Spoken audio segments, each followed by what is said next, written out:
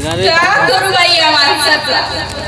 कोणत्या नालीत जाऊन पडला असेल, कोणत्या गटारात झोपला असेल त्या दिवशी तो जगदीश काका त्या नालीच्या मेरेला झोपून होता म्हणे. तेथून उचलून घरी आणून दिलं.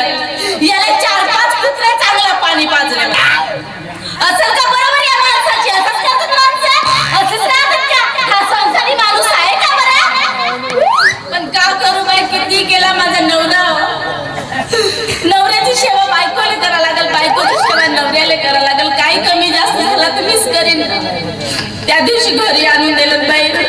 हालव उठवलं याले, पण हा जेवायला उठला नाही पट्टाने सकाळी. का म्हणते सप्पा ठुसे ठुसे खाल्लीस व काही नाही ठेवलीस. मी कन ठुसे खाल्लो. हा एवढा खराब माणूस आहे, पण काही असो त्या दिवशी म्हणे आता दारू सोडतो म्हणे, आता अजिबात येणार नाही म्हणे.